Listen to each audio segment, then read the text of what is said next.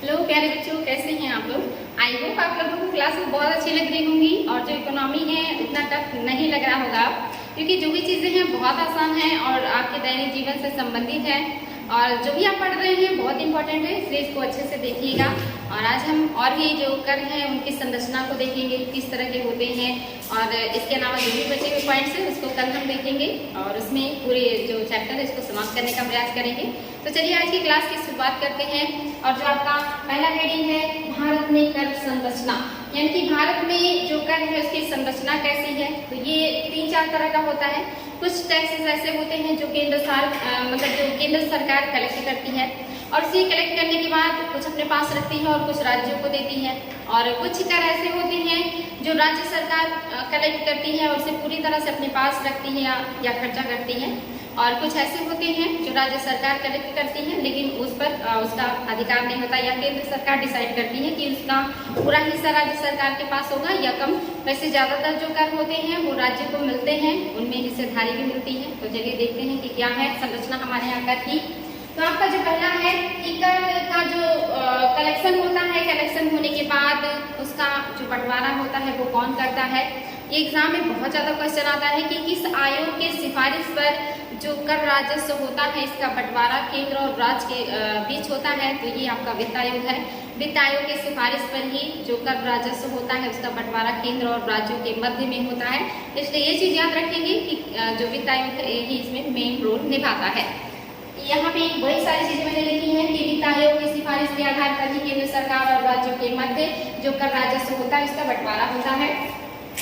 कुछ कर को लगाने का अधिकार राज्य सरकार को है और उसका उपयोग राज्य सरकार करता है, जैसे राज्य मूल्यवर्धन कर, कृषि आय पर कर, मनोरंजन कर। ये सारे जो कर हैं ये लगाता भी राज्य सरकार है और इसको उपयोग भी राज्य सरकार ही करता है, यानी कि पूरी तरह से राज्य सरकार के अंडर में आने वाले कर हैं। इंपॉर्टेंट है, इनका नाम आप लोगों को याद होना चाहिए। नेक्स्ट बच्चों, कुछ कर केंद्र सरकार द्वारा लगाया व वसूल किया जाता है और उनसे एकत्र राजस्व को राज्यों के मध्य बांट दिया जाता है, यानी कि लगाएगा केंद्र और उसको वसूल भी करेगा केंद्र, लेकिन वसूल करने के बाद उसे जो राज्य हैं उन राज्यों के मध्य बांट दिया जाता है। और वो कौन से कर हैं? तो जो कर है ये है संपदा शुल्क, विज्ञापन पर कर, यानी कि जितने भी संपदा पे कर लगते हैं और जो भी विज्ञापन होते हैं उन पर जो भी कर लगाती है केंद्र सरकार और वसूल करती है वो राज्यों के मध्य बांट देती है।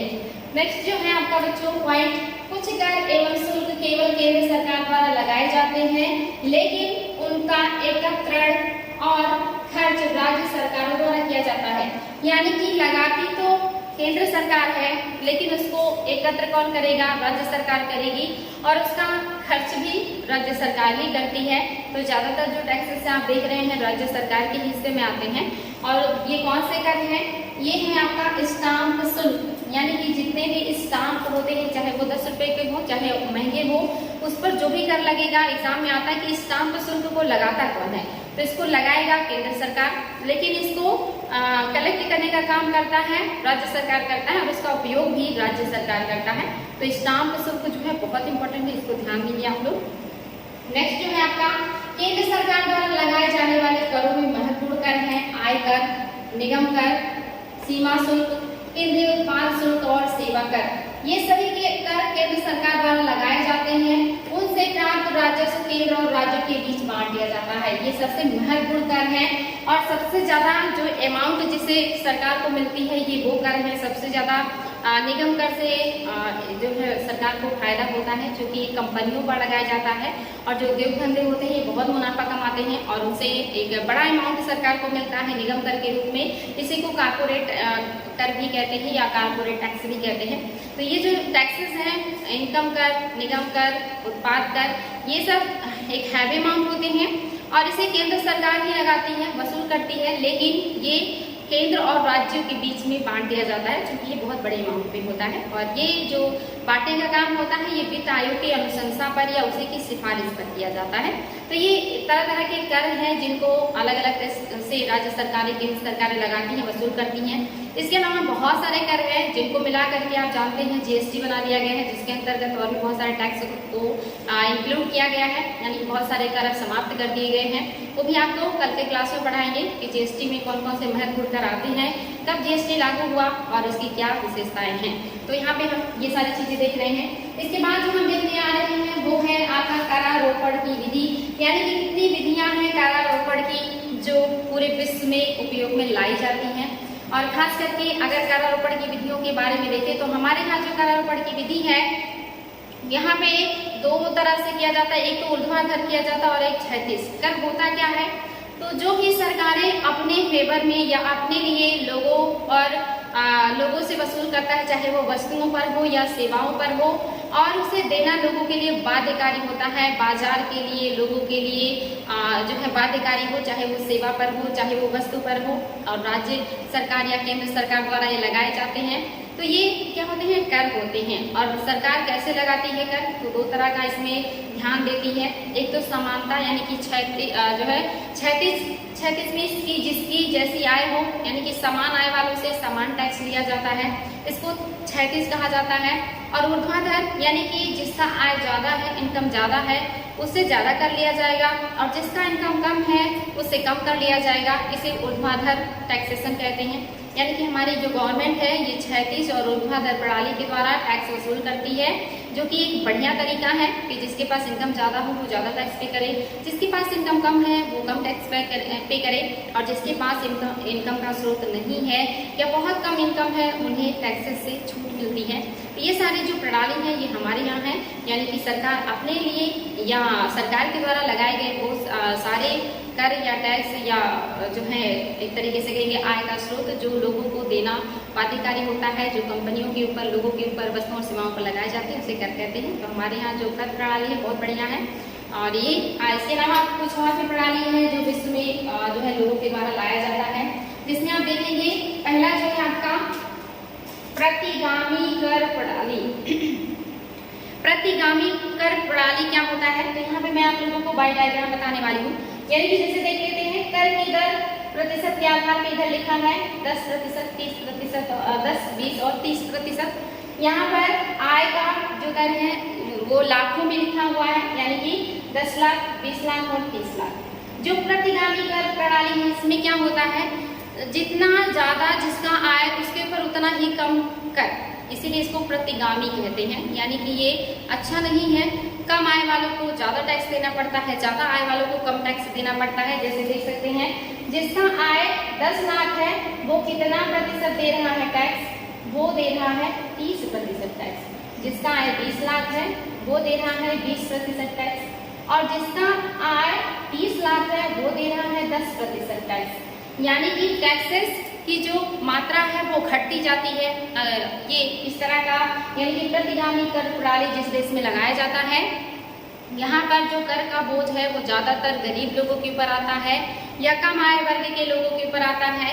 जो ज्यादा आय वर्ग के लोग होते हैं उनके ऊपर कर का कम बोझ आता है, यानी कि जितना ज्यादा लोग आय अर्जित करते जाते हैं, आय उनका बढ़ता जाता है, टैक्स का जो प्रतिशत है वो घटते चला जाता है। और ये जो कर प्रणाली है ये ज्यादातर लोगों को प्रोत्साहन करने के लिए या मोटिवेट करने के लिए किया जाता है, ताकि जो लोग हैं वो इनकम अपना ज्यादा से ज्यादा बढ़ाएं और जो देश का विकास हो, आर्थिक विकास हो। क्योंकि जब कर कम लगेंगे तो लोग ज्यादा डेवलपमेंट करेंगे, क्योंकि उन्हें पता है कि हमारा जितना ज्यादा इनकम बढ़ेगा हमें टैक्स से छूट मिलता जाएगा। इसीलिए वो अपना आय बढ़ाने का हर संभव प्रयास करेंगे, और जब सारे लोग आय बढ़ाने का प्रयास करेंगे तो जाहिर सी बात है कि देश का विकास होगा या लोगों का विकास होगा। लेकिन इस विकास की होड़ में कहीं ना कहीं जो लोग कमजोर हैं, जो गरीब हैं, जिनके पास पैसे कम है, उनके ऊपर एक भारी जो है टैक्स प्रतिशत आता है, जो कि ठीक नहीं है, क्योंकि उनके पास इनकम कम है फिर भी उन्हें ज्यादा टैक्स देना है, और जिसके पास इनकम बहुत ज्यादा है उसको टैक्स कम देना है। तो एक तरीके से सही भी नहीं है और एक तरीके से सही भी है, यानी कि गरीबों के लिए नहीं सही है, लेकिन जो अमीर वर्ग है या जो कंपटीशन करना चाह रहे हैं उनके मोटिवेशन के लिए ये सही होता है। तो इस तरह के जो टैक्स प्रणाली है ये जो है विकसित देशों में या कुछ देशों में लगाए जाते हैं, जिसे कहा जाता है प्रतिगामी कर प्रणाली। यानी कि आय बढ़ने के साथ ही कर क्या होता है, कम होते जाता है। और अगर आय आपका घटता जाएगा तो आपका जो कर है वो ज़्यादा होता जाएगा। तो इस तरह का जो कर प्रणाली है वो कोई भी देश तब लगाएगा जब उसे अपने जनता को मोटिवेट करना होगा ताकि वो अपना इनकम बढ़ाए। जो आपका अगला है ये है आनुपातिक कर प्रणाली। आनुपातिक कर प्रणाली मतलब होता है कि यहाँ पे समान रूप से होता है कि चाहे कोई भी व्यक्ति समाज में बहुत अमीर हो या बहुत गरीब हो, यहाँ पर इसको ध्यान में नहीं रखा जाता। यानी कि हर किसी को एक ही जो है टैक्स देना है, चाहे वो 10 लाख कमाए या 50 लाख कमाए। जितना 10 लाख कमाने वाला देगा कर, उतना ही कर 50 लाख कमाने वाला व्यक्ति को भी देना पड़ेगा। यानी कि यहाँ पे एक समान दर टैक्स का निश्चित कर दिया जाता है, उसे घटाया बढ़ाया नहीं जाता। जितने भी लोग हैं चाहे वो ज्यादा कमाए या कम कमाए, उन्हें उतना जमा करना है। तो इसी को कहा जाता है कि आनुपातिक कर प्रणाली। आप यहाँ देख रहे हैं कि बिल्कुल स्थिर है, 30% कर निश्चित कर दिया गया है। आप कोई 10 लाख कमा रहे हैं तो भी 30% देगा, 20 लाख कमा रहे हैं तो भी 30% देगा। आपका अगर कोई व्यक्ति 50 लाख कमा रहा है तो भी 30% देगा, सॉरी 30 लाख कमा रहा है तो भी, 40 लाख कमा रहा है तो भी, 50 कमा रहा है तो भी छाड़, मतलब कितना भी कमाए उसे जो टैक्स देना है जो एक निश्चित कर दिया गया है 30%, उसे इतना ही देना है। समान दर है, यहाँ पे जो है कम ज्यादा का कोई रेशियो नहीं है, कोई ज्यादा कमाए या कम कमाए उसे 30% देना है। और ऐसे ही कर को क्या कहते हैं, आनुपातिक कर प्रणाली कहते हैं। आई होप ये बहुत आसान है, अब आप लोगों को तैयार होगा। एक तो प्रतिगामी कर प्रणाली और दूसरा आपका है आनुपातिक कर प्रणाली। इसके अलावा आपका एक दो और भी प्रकार है, इसमें आप देखेंगे पहला है मतलब जो तीसरे नंबर का है ये है प्रगतिशील या प्रगामी कर प्रणाली।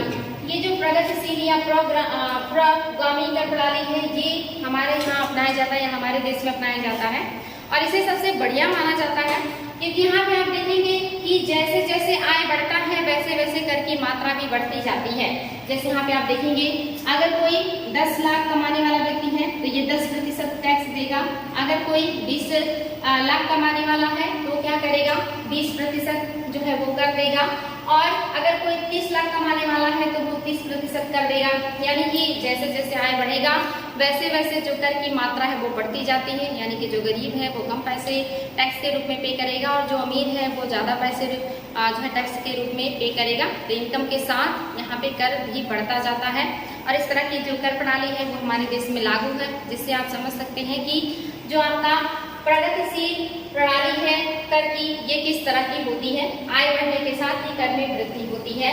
और आपका जो नेक्स्ट है ये है अवक्रमिक कर प्रणाली।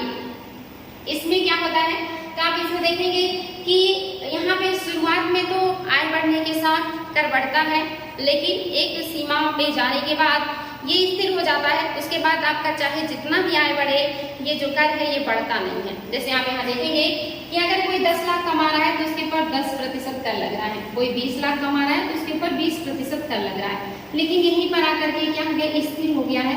अब इसके बाद कोई 30 लाख कमाएगा तो भी 20% देगा, कोई 40 लाख कमाएगा तो भी 20% देगा। इन शुरुआत में ये बढ़ता है, लेकिन एक सीमा के बाद जहाँ पे गवर्नमेंट द्वारा निर्धारित कर दिया जाता है वहाँ पे जा करके ये रुक जाता है या निर्धारित हो जाता है, स्थिर हो जाता है, वहाँ से ये बढ़ता नहीं है। इसी को क्या कहते हैं, इसी को कहते हैं अवक्रमिक कर प्रणाली। और ये क्या है, पहले आय के साथ ये बढ़ता है लेकिन फिर ये क्या होता है, स्थिर हो जाता है। तो इसीलिए मैंने इसको डायग्राम के साथ समझाने का प्रयास किया कि डायग्राम याद रहेगा या एक दो बार इसको देख लेंगे तो आप लोगों को बहुत आसानी से समझ में आएगा। कोशिश कर रहे हैं कि थोड़ा थोड़ा बताएं ताकि आप लोगों को दिक्कत ना हो। तो आई होप आप लोगों को ये जो कर का अलग अलग संरचना है ये समझ में आया होगा। इसके अलावा कुछ और भी बहुत इंपॉर्टेंट जो पॉइंट्स है बचे हुए हैं उसको हम आपको नेक्स्ट क्लास में पढ़ाएंगे। तो आज के लिए रहने देते हैं बच्चों, फिर मिलते हैं नई क्लास में बचे हुए पॉइंट्स के साथ। Thank you.